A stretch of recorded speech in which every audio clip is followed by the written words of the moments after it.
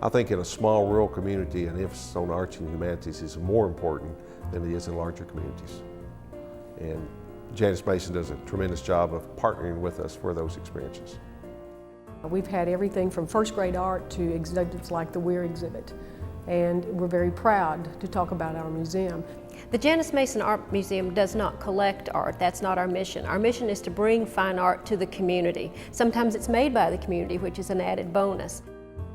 It's a WPA era building, and when the post office decided they needed a new modern building on the other edge of town, a group of people wanted to save the building and thought, oh, wouldn't it be wonderful to have an art museum on Main Street?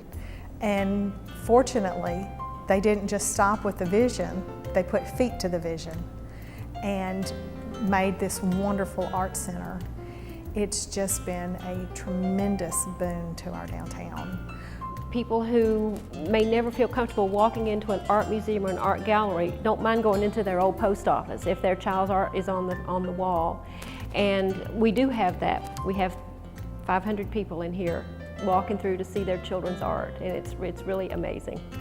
It generates a lot of traffic, it generates interest, it creates an opportunity for our kids to be placed upon a pedestal. We had the grand reopening with Steve Shields, who was an artist in Hopkinsville, and the heron that we have out front of the building, that's one of his pieces.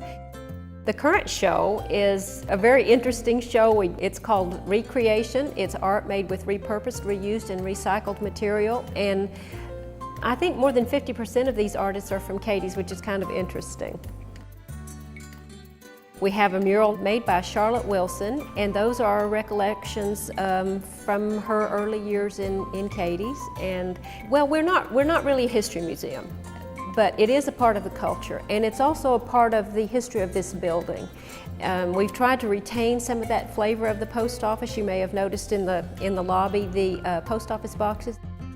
Last year we had the pleasure and honor of having Stephen Powell do a retrospective here, and we had his work through the whole summer.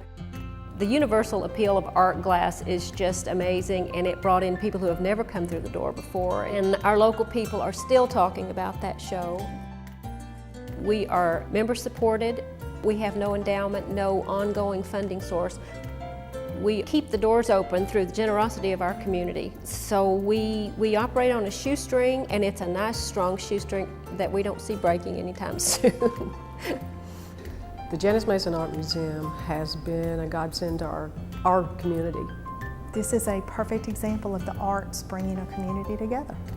I think that passion for the arts is contagious, and when the passion for the arts and the passion for community come together, there's no stopping it. For a small town like Cadiz, Kentucky, with 2,500 people in the city, again, it's an ownership thing, and it covers the entire community.